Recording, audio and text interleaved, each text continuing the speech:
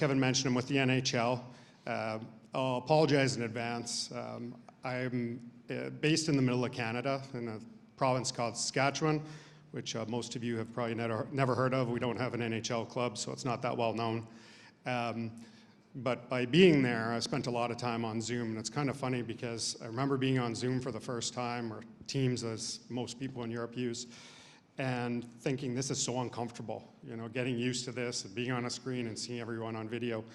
And now I've done it so much, it's commonplace. And I almost feel like I need like one of those Halloween things that has a Zoom cutout to make me feel more comfortable, because I'm like, wow, it's a live crowd. So you're going to hear from some great speakers. Unfortunately, I'm a little bit more accustomed to the computer screen and the Zoom setup.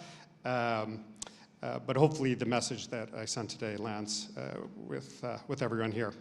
Gonna follow my notes. If I don't, I'll go off on a tangent. I'm not known to be brief, so I'll try to keep on track on this and make sure I stay on the time limit that's been imposed. For me, I really have an affinity. I guess I also have to remember to be changing my stuff at the same time. For me, I have an affinity for the UK. My mom came when she was in her early 20s. She didn't know anybody. She moved to Canada just for a 2-year period. She ended up staying.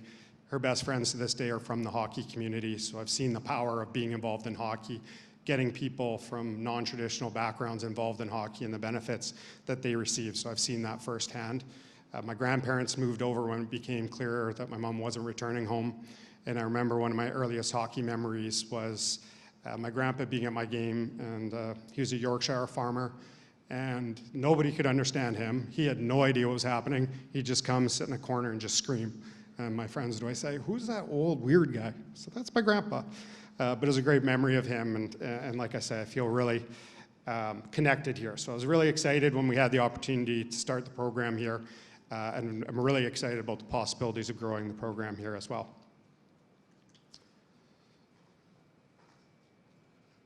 My photo's not showing. Why not? Yeah. Tech problems. So the photo itself, it should show, is one of myself when I was 3 years old. It was when I first started playing hockey.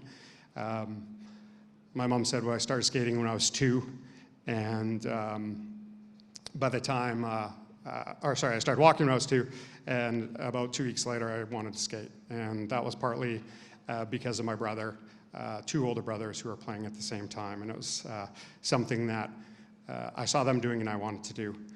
So that was my earliest hockey memory. Unfortunately, being the youngest, they put me in net, so that really encouraged me to want to skate.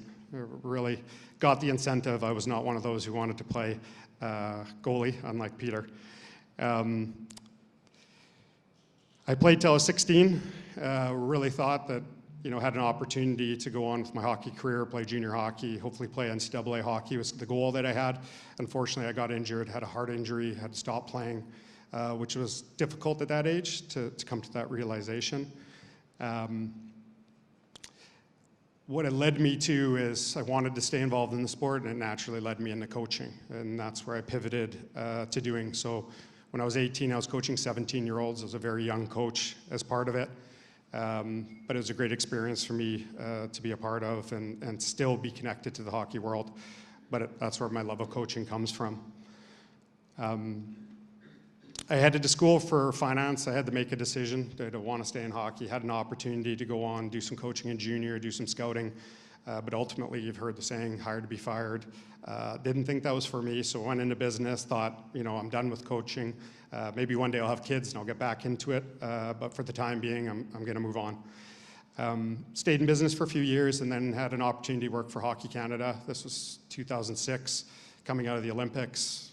Just heard about the Olympics and the special time Peter had there. It was a time when it didn't sound like Canadian hockey could do anything right. We didn't have a very good Olympics. The sky was falling, and there was a revamp happening, and Steve Eisman was brought in to do a 3 or 4 year plan into Vancouver, which was obviously an incredibly important Olympics for Canadians. I was fortunate enough to be part of the staff, work with the management team to prepare the team for that. was a great journey. It obviously worked out really well for us with the golden goal that we scored as part of it. So that was a very exciting opportunity. I only wanted to commit to Vancouver. I want to go back into business after. Unfortunately, the cost, or I should say the difference in pay was significant, shall we say. So I followed my heart for a few years and had that great experience. Went back into business, thought, okay, I'm done for hockey for sure. After that great experience, I thought, I can walk away from the sport and be really happy about it. And lo and behold, in 2015, the NHL came calling. They were looking for somebody who could help on the international side to run the World Cup of Hockey that happened in Toronto. And was fortunate enough to have some people mention my name, and that started my career at the NHL. So I did that event in 2016, and then was brought on to the international team. And really my role at the NHL, as I see it, is to grow the sport of hockey. And that's through our fan events, and that's encouraging people to get interested in the sport, to watch the sport, to be a fan of the sport, really. And then on the grassroots side of things, which we'll talk a bit about today, and that's how do we encourage more boys and girls to play the sport and give them an opportunity that they otherwise wouldn't have as part of it. So just before we get too far into things, I just wanted to spend a moment. One of the things that I want us to focus a little bit about, or I'd like you to focus a bit about on this weekend is sometimes we have preconceived notions, sometimes we run into obstacles or hurdles, and we have a tendency to either say, that's not something I can overcome, or this is the way I do things. And I just want to challenge that notion this weekend, have an open mind, consider some of maybe the decisions you've made in the past and the challenges you've faced that you haven't been able to overcome or have chosen not to, and see if there's ways that you can overcome those. I'm going to give you an example, but just to get things started, I just thought we'd take a few minutes here. Just in your small groups at the tables, I just wanted you to think of 2 or 3 words when you think of being involved in the club, and I know there's a variety of there's some who oversee clubs, there's some coaches who may be here, there may be some rink people. But when you think of team sport, certainly on the hockey side of things, and if you're a coach, just think of 2 or 3 words that come to mind as to what makes a successful club or season. I'll just give you 2 or 3 minutes to just discuss that amongst yourselves. Okay, I'll just bring everybody back. So we got the photo up, and I think my understanding is, for those of you who had photos, there may be something that you're doing with photos as well. Unbeknownst to me, I didn't realize that was going to happen, but that was me at 3 years old, the first time I went on the ice with my oversized equipment, my hand-me-downs that I had, but you can see the excitement on my face. And to this day, I think about waking up and being involved in hockey and have made predominantly a career in hockey. And really, I still have that smile on my face all these years later. It's been really great to me, and fortunate that I'm able to do the things I do, and really hopeful that I can help yourselves and help the next generation of kids have a similar experience to that. So on to the group activity. Just by a show of hands, how many people either came up with the word or mentioned the word or at least thought of the word winning, that was something and a metric that you used to determine success? I always find this an interesting question because not very many hands, and typically there's a lot of hands that go up for this one, but it's an interesting thing to be thinking about, and the reason why I pose a question like this already is to start thinking about the goals and objectives and what's important to you as an organization that's connected to hockey. My own personal experience and why I asked this question, I mentioned I was a young coach. I was 18 years old when I started coaching, and I was coaching basically 17-year-olds. They're players I played with. And I felt like I had to be a very rigid coach. I felt like that had to be, the mentality. And ultimately, winning was the most important thing. We should be winning. We aim to win. That's what a successful season looked like. I was very fortunate I had a mentor who's part of our coaching staff. And I would say, for those of you who don't have a coaching mentor or a mentor within the hockey community, I would strongly urge you to try to find one. And I think this weekend's a great opportunity as you meet people. You know, you either have an opportunity to be a mentor for somebody else or to find a mentor, but they're incredibly powerful and useful resources to have. And it was early in my coaching career, my mentor sat me down and said, you know, are you having a good time? And I said, well, not really. And he said, are the kids having a good time? And I said, well, I don't know, not really. And I was a kid as well. And he said, well, what's your priority with this season? What does success look like to you as it? And I said, well, we want to win. Like, what else is there? That should be the primary guiding light for it. And he said something that really stuck with me. There's 10 teams in our league, and he said, judging by that metric, the 9 other teams have the exact same mantra as that, or have part of it as their core structure. It means 90% of the teams in our league will be a failure this year. And as a youth sport, that's such a difficult message to be providing to kids, that, you know, this is the team that had the success and the rest of you didn't. And I'm not suggesting that winning isn't important. Rather, what I want to highlight in this is that, you know, I had this is what is important to me, and it took somebody just to kind of tweak that a little bit to get me thinking a little bit differently. And it really changed my impact on how I approached my coaching from then on out. Remember to change both screens.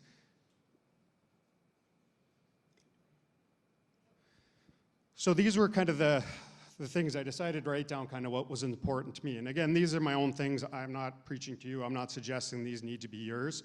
It's just a bit of my process and encouraging you to think about a similar process and just think about the things you do and how you do them and the decisions you've made. The first one was that the scoreboard measures one outcome, not the whole experience. The reality is, in a lot of youth sport, kids don't care about the score. They care about during the game, but by the time they're in the dressing room, they've forgotten. They don't care. I have a friend who coaches his son U14 hockey. For 3 days after a game, he's in the worst mood if they lose. His kid's happy as can be by the time he gets to a car. And I always say to him, your kid doesn't care, why do you care? But that was his built-in that, you know, winning is so important. And I said, you gotta let it go. Like, this is gonna drive you crazy. The true goal of youth sports is development. And I'm a big believer in this. I think that sports are amazing. Yes, you're learning a sport, but there's so much more that you can learn about yourself. There's a life skills that you create part of it as part of playing youth sports, and it's something I'm going to talk a bit about, you know, our grassroots program as well, as to how we incorporate that into it, but I'm a big believer in that as well. Focusing on the wins often hurts your long-term development, and I think we all aim to improve. We want to leave anyone who comes into our programs better off than when they came in. And when we focus, or when I was focusing on that short-term win, it was hurting the long-term development. You know, it may mean sitting kids and not giving all kids an opportunity to play in certain situations. It may be making kids afraid of making mistakes, which is a really difficult way to play a game, to be playing where you're afraid of making mistakes. So for me, I decided to base my success on asking players their opinion.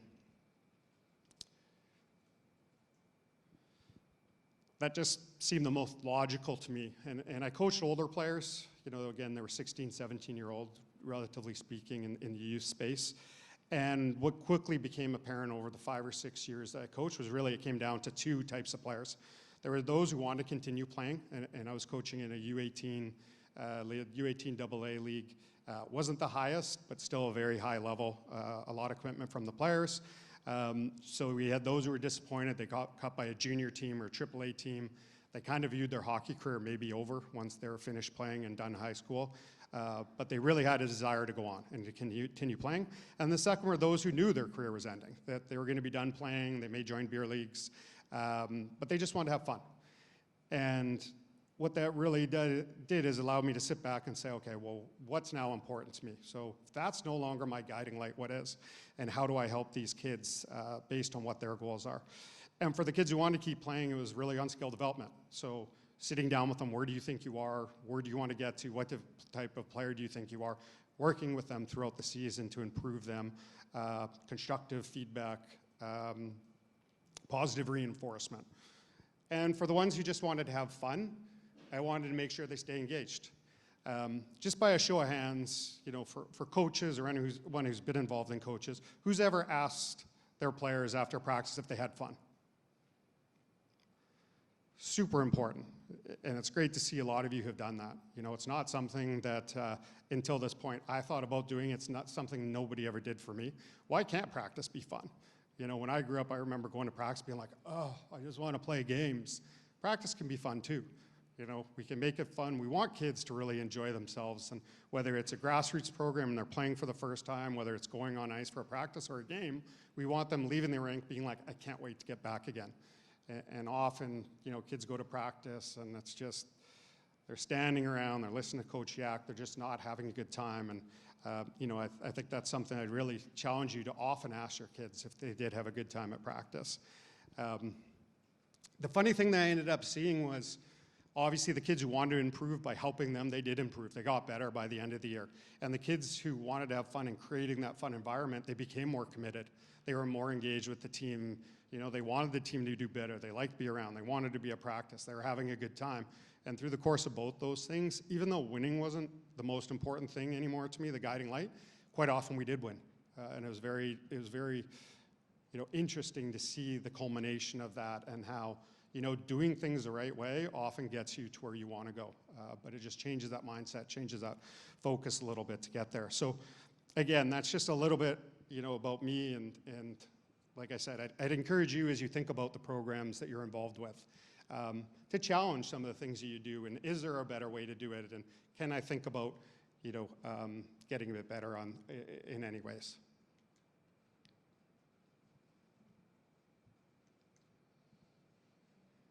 Next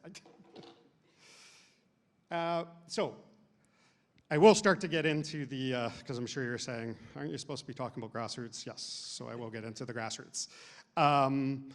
So obviously this question comes up all the time. We're now in 7 countries running this program. So why is the NHL doing this? What's in it for them? What's the purpose behind it? And I'll tell you right now, it's not to develop NHL players. You know, we're not looking for the next Connor McDavid. That's would be a silly way to us to go about creating a program of this magnitude and based on what our intent is. And if that was my goal, I would quickly not have a job because it would be such a difficult thing to do. That's not to say that the byproduct of doing these things and doing it the right way and getting together and discussing ideas, creating more kids involved in hockey, improving what's happening on the ice. You know, I'm a firm believer that doing these things the right way, and I think this is a great start to it, will create a very real possibility of great national team players playing at the World Championships, playing at the Olympics, and obviously also players potentially playing in the NHL too. But I don't think that needs to be the guiding light, nor should it be. Rather, from the NHL perspective, we really want to grow the game of hockey. We want to give back. Traditionally, we've come into town, we've sold tickets. We're like the circus, you know, as my colleague often said. We came in, we sold tickets, we left. There's no lasting legacy, nothing else we did. And I think we viewed it not because we shouldn't do that, but there was others who were doing that. And I think the reality is in the hockey market, it's a hard sport to market. And there's a lot of challenges and there's a lot of obstacles involved in it. And I think we came to the realization that we really need to be part of the solution and help out as part of it. But we certainly want to build fans. We're a business at the end of the day.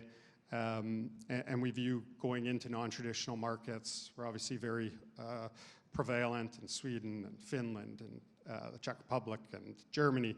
But we want to start looking at non-traditional markets, whether that's here, Australia, we've been involved in China as well in the past. And ultimately, we want to strengthen the hockey ecosystem, and that really gets back to what I was saying previously, is how do we help those already involved in the sport get better? And this is a good example with our grassroots program as part of it. But like I said, you know, I like to lay the cards on the table, and I think this is something for you to think about for anyone who does end up wanting to be involved in our program, is you should ask the question, what's in it for us? And for us as a league, you know, I want to be very honest. We are a business at the end of the day, and we are hopeful by growing the hockey community that more people will want to be involved in the NHL, watch the NHL, maybe go to games, buy product. That's the payoff for us. But to be perfectly clear, we won't see success until you see success. Our success is so far down the road. But we believe in it. We think it's the right thing to do. We're willing to invest in it. But you need to have success before we can. So we're really a teammate of anyone involved in doing things for the right reason and really trying to grow the game, because ultimately we feel like we'll benefit down the road for that.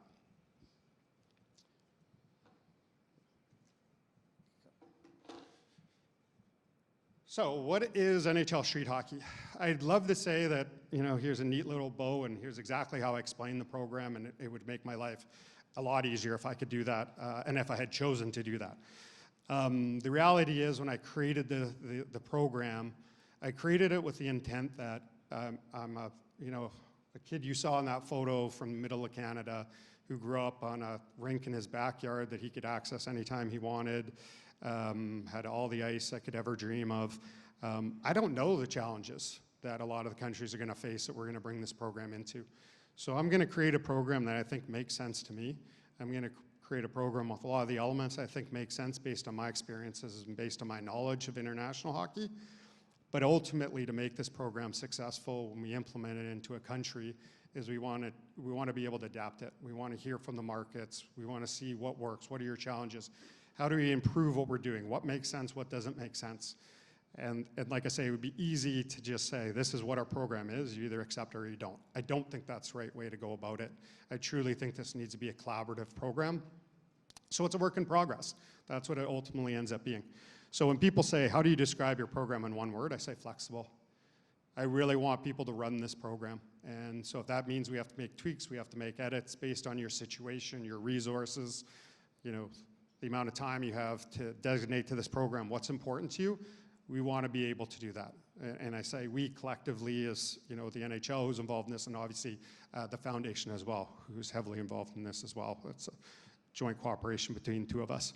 The program itself is aimed to be delivered in schools. Again, we're flexible, we're open to ideas, but it was built with the intention of going into schools. Ultimately, when you go into schools, one thing we learned quickly is schools don't really care about the sport you're teaching.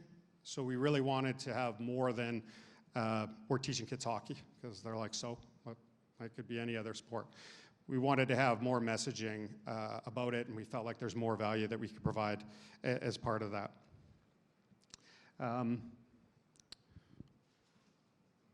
Chance here.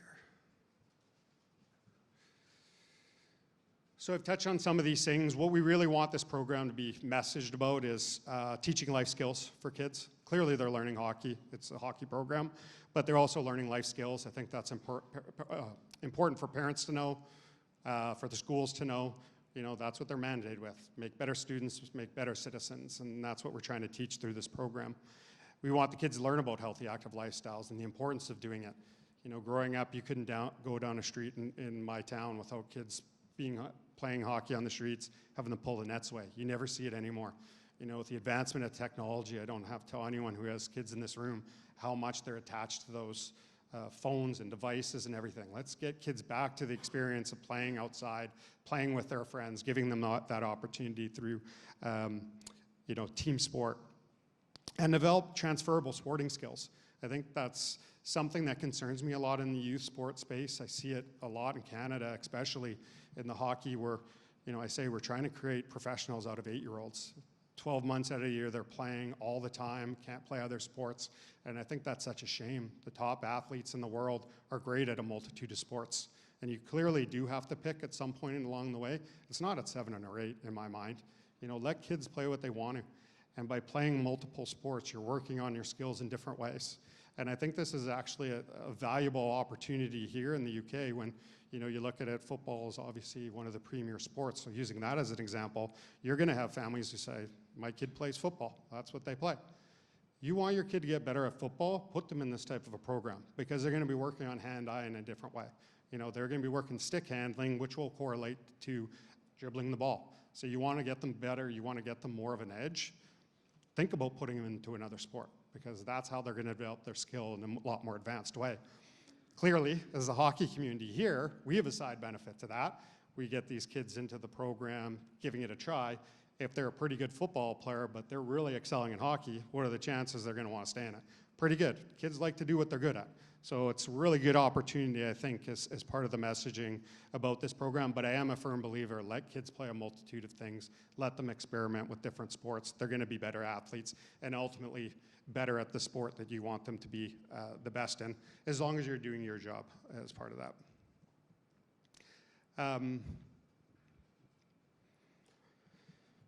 As well, hockey requires a commitment from families, as we all know. you know, the commitment to families is obviously money, but it's also time. You know, the facilities are often a far distance apart. We forget about that time commitment that parents have to give to it. So the street hockey program, by being in schools, there's no commitment to those parents. It's in the schools.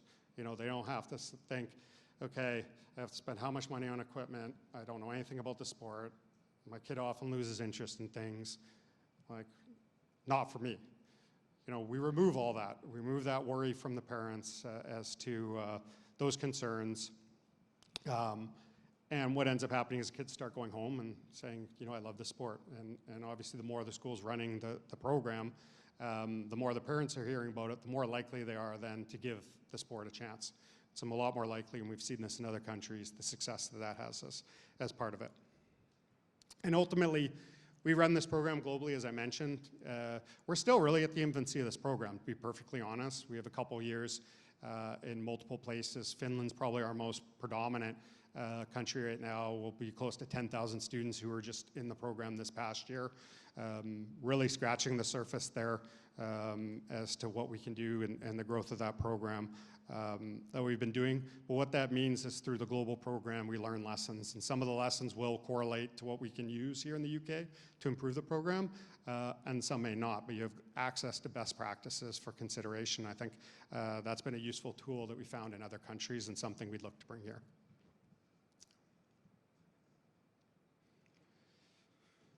So I covered some of this stuff. Not only am I a rambler, but I often repeat myself, so apologies for that. But some of this stuff I think is pretty important. So why the NHL Street Hockey should matter in the UK? What's the importance of having this program featured here, and why do I think that it's worth considering for any of the clubs who are involved in hockey or those organizations involved in hockey? So obviously expands reach beyond the rink. We've talked about that. It's a new outlet. It's increasing the funnel of kids who are being introduced to the sport, families who are introduced to the sport. That's pretty obvious. Again, removes participation barriers. Again, expensive sport, commitment parents need to make. You know, I've covered that off. We're enlarging that funnel, so we're introducing thousands of children potentially to hockey. As I've mentioned, in some of the other countries, that's where we're at already for it. Within a couple of years, I don't see why we can't be in a similar position here in the UK. But that starts to open up opportunities to create additional programs. Certainly, there's going to be certain challenges here that are unique to this market that we need to overcome. Facilities potentially be an example, but you know, between ourselves and the foundation, that's what we're here for, support and to come up with ideas and solutions as to how we can, you know, overcome any of the challenges that you may face. Building the fundamental athletic skills. I really think that we have an opportunity to then, you know, hockey be a leader, as I mentioned, to say that kids should be able to play other sports. I think it's a really important thing. We're starting to see a lot of groundswell of momentum in other countries, the importance of doing that. And I think it's a good opportunity from a messaging perspective to say as a sport, we're not afraid of other sports. Let's do our job. Let's make sure we keep the kids that we have. But by opening our doors, we're going to bring more into it. And if we're doing our job, families have a good experience, those families are going to stay. And if we do a good job, why should we be afraid of anybody else? I'm a firm believer in that. We're really controlling the first experience for a lot of families in the hockey side, and if it's a positive first experience that they're having as part of it, it's more likely to lead to a lifelong participation in the sport. And ultimately, that's what we're trying to do. We're trying to grow the sport. We're trying to make it healthier. Some of our goals are going to be tomorrow or a week from now. Some of our goals are going to be 5 or 10 years from now.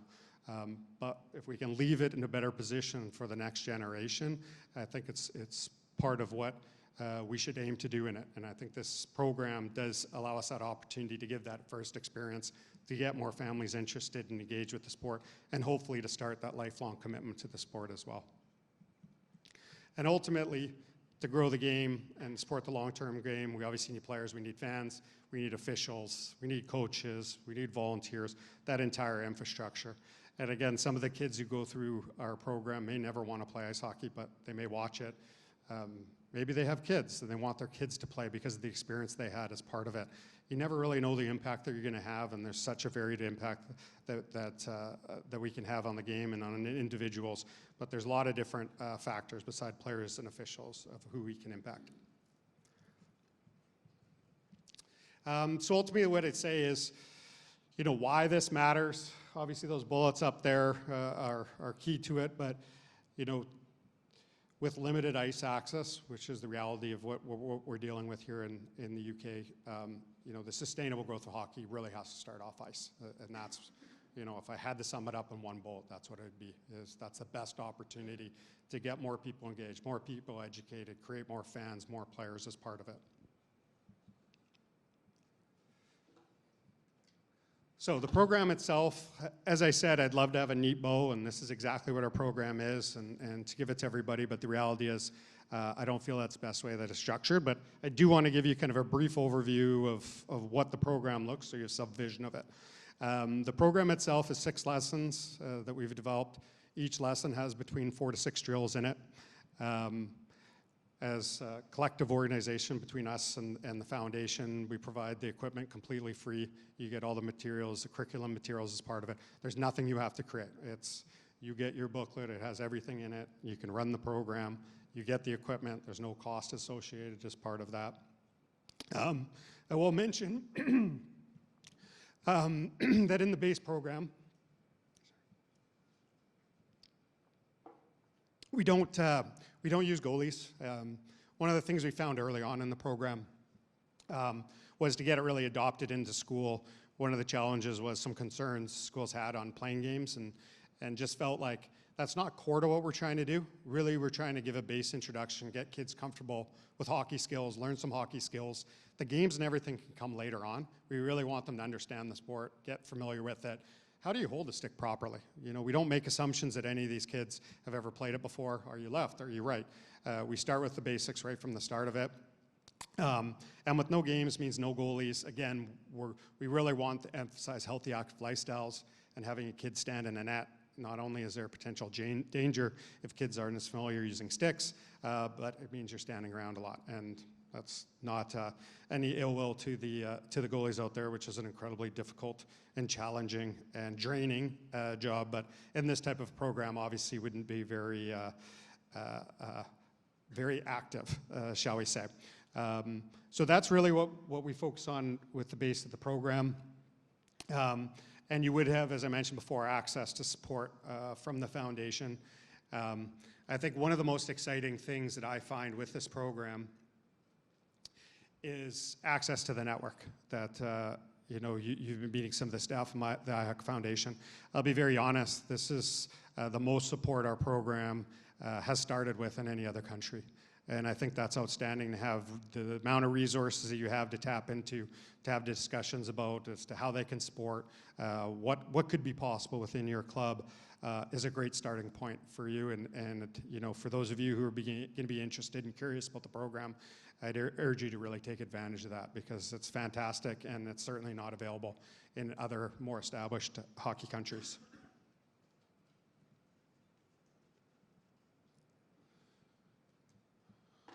So the magical question, of course, is what's the ask of the clubs? What's the involvement? How are you actually involved in this program?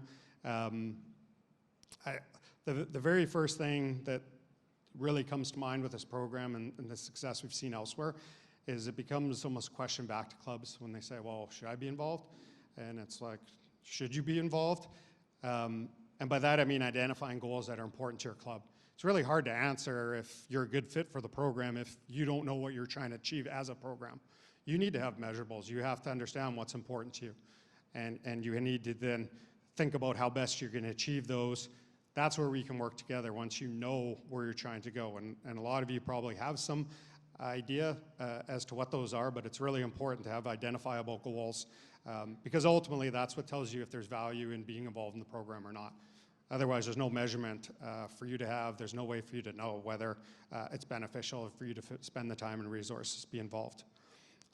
Be prepared to take advantage of the interest generated. By that I mean, we go into schools, we're getting in front of families, they have no experience in hockey ever, they have no pathway into hockey, they've never been to a game, never held a stick, but these kids are going home and they're saying, I love the sport, I'm learning about it, and because it's a multiple repetition program, it's not once that they go home and they say, oh, I did the sport today, it was great, and that's it.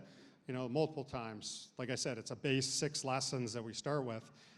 So it could be 6 times they're going home every time saying, this sport's awesome, I learned about this today, I learned about this today.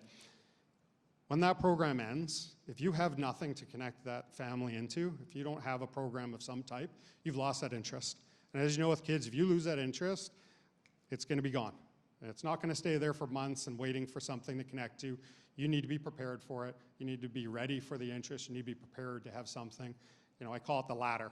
Ladder them into something. Continue that journey in the hockey experience. You need to get in front of the parents when it's only in school. You don't have that opportunity. They need to be folded into the journey as part of it. But what is that going to be? And be prepared for the interest and take advantage of it. Timing.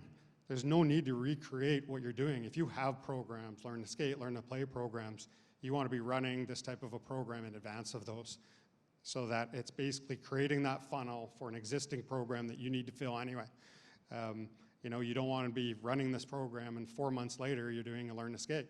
Again, the interest that those kids had, it's gone. They've moved on to something else. So you need to be thinking about what makes the most sense, and obviously from a school perspective as well, working together with them as to what works within the school year. I'd say be as involved as you can as a club. By that I mean the more engaged you are with the clubs. We've seen clubs have success. Again, this is one of these challenging things. It really depends on what your goals and objectives are. You know, it's kind of hard to give exact examples without knowing those and having that one-on-one conversation. But some examples of being as involved as you can is, you know, the more integrated you can be into the program, going to the schools, interacting with the kids, the more likely it is then when you get in front of the parents, the kids now have an association. So whether it's coaches that are going to the schools, whether you have U19 players that you can send to the schools. Again, there's a variety of different ways that this program can operate. But the more engaged you're with the club, or sorry, with the schools and these kids, when you do get in front of those parents, the likelihood is the parents see the comfort that their kids have with those players or the coaches involved in your program. Again, they're a lot more likely to then transition that into something else. Sign them up to a program. They're like, this isn't a stranger my kid doesn't know. They've seen them for the last 6 weeks. You know, they like them. They're always talking about them. Again, we're trying to remove hurdles at the end of the day. And if it's new to the hockey world, they're going to have a lot of hurdles. And the easier we can make that decision on a parent to give their kid that opportunity in hockey, the better it is. So the more you can be connected to the program that's being run, the better. And ultimately, be willing to provide feedback and metrics. We want to improve. You know, the program isn't something that, as I've said, it's perfectly polished, and this is exactly, you do steps 1 through 8. That's just not the reality of how we want the program to operate. We want to get better. We want to improve. We want to hear from those involved. The most exciting thing is we're at the infancy of building out this program. So we're really looking for clubs who see value. You know, they have objectives of growing the clubs. They see and they understand the purpose behind doing that.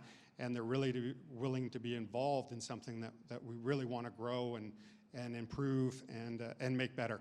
And each year we want to do that. I think that we want to create a program that's constantly evolving and getting better, and there's no better way to do that than from hearing directly from those involved in it.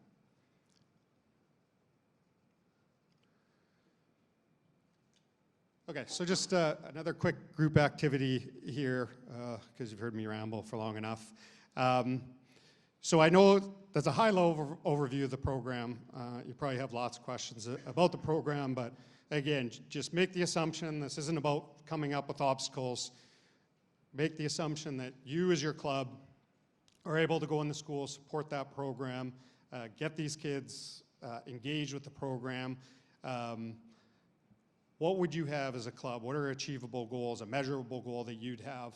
Maybe it's one you have already. Maybe it's one that you'd like to have, but you just didn't have a solution for how to attain it.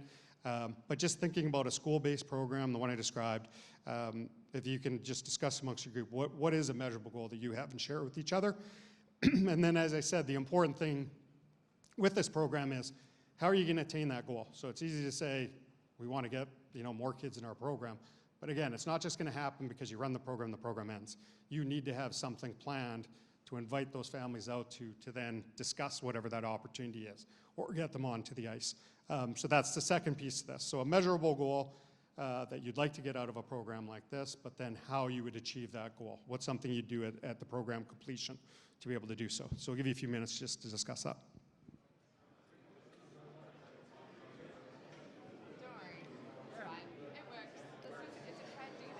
So I'll just bring everyone back to I've got my 5-minute warning, so I don't want to make sure I don't go over and get body checked off the stage by Kevin. But sounds like a lot of really good conversation. I'd like, I'll be around all weekend, and I'd love for both this activity and one more I'll share with you right at the end before I finish up. I'd love to be introduced to anyone who's willing to chat with me, just to hear about what you discussed as part of this activity, and as well the last one I'll share as well. It'd be great to hear from you, to meet a lot of the different individuals who are here as part of it, and to hear some of the conversation. And again, I'd encourage you to have these types of conversations while you have such a great group of people who have similar interest all together. It's a great opportunity to take advantage of that. So a couple things just in closing. So, as I said, I started with one of my early slides of what's in it for the NHL. And I think it's important to be upfront about things, what's in it. And I think it's a really good question that clubs should ask, as well as is an understanding of what's in it for us. And again, this is up to you to decide what's most important to you. It's not on the foundation. It's not on us as the NHL to be dictating that to you. It's really something that you need to decide based on the fact that you know your club's best. But here's examples of things that, I just listed through the other programs that we've been running in other countries. What's often some of the common themes? Again, we've touched on some of these things already. Obviously building a stronger player pipeline, creating more players and more opportunities for existing programs. If you create a bigger pipeline, it also presents an opportunity to create additional programs potentially. Off-ice practices. Who in this team can use more ice? Who in this room can use more ice? Who in this team? Yeah, of course everybody can. The funny thing is you can ask that in Canada, you could ask that in place in the US, they'd put up their hands too. It's a common thing. I don't know there's ever a coach who says I have too much ice. But clearly it's one of the challenges in this market.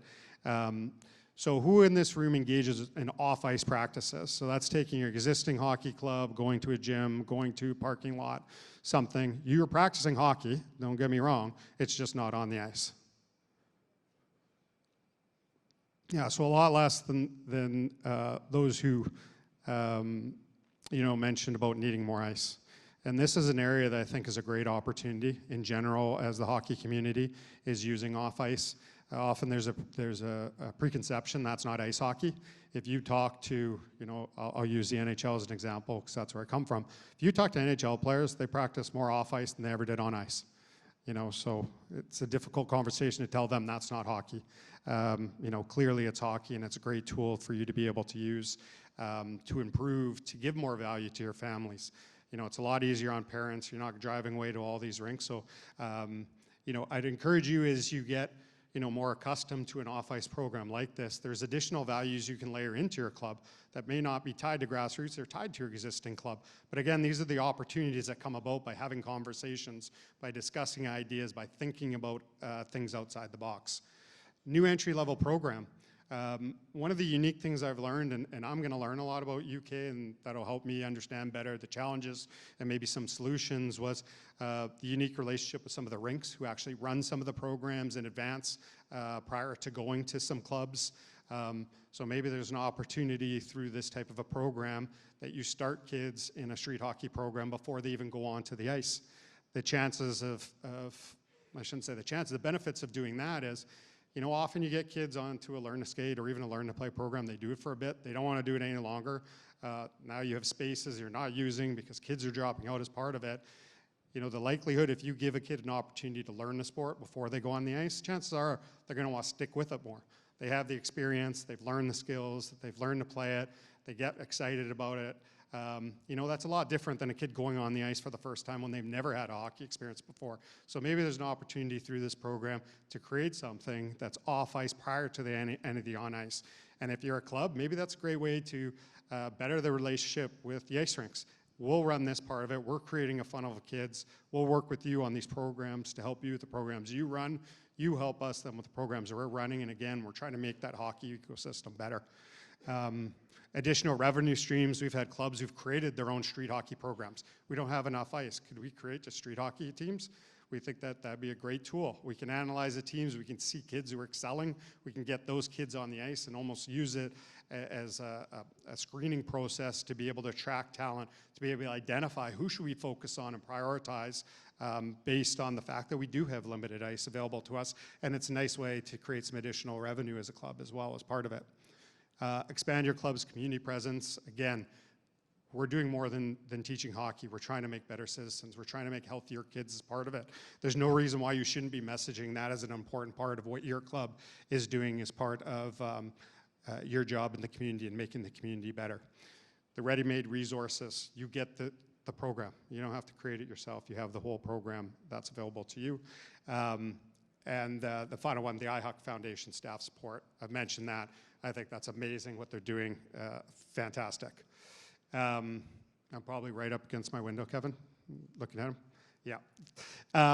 So final quick two things. I'm just going to go this one first. So I mentioned this before. You know, I know that the program, like I said, I'd love to give you all the details about it, but it really is a best done in more of a one-on-one environment to discuss what's important to you, how best we utilize the program itself. So we'd love to do that, love to have a conversation with those who are interested, start that process, get people interested, get them involved to the extent it makes sense. Not here to convince people. We really want those who see the value and want to be involved in the program. And then the second piece is, we talk a lot about this, you're going to hear a lot more about it, but it is a tough sport that we've picked to be involved in. And really, how do you take the challenges and overcome those traditional obstacles that you maybe said, there's nothing we can do about that? How do we work together and overcome them? Share ideas, get better as part of it. So the last thing, I'm not going to set aside any time for this, but again, I would challenge you to actually think about some of these concerns. I'm going to be around. I'd love to hear what your concerns are, what your challenges are, solutions you've come up with, or maybe challenges you don't have a solution for yet. Again, I'd love to hear those. The more information I have, the more I can better support from the NHL perspective and take lessons from other countries as well as part of it and really improve your program. So if you guys can do that as a side thing, and I will hand it off to Kevin.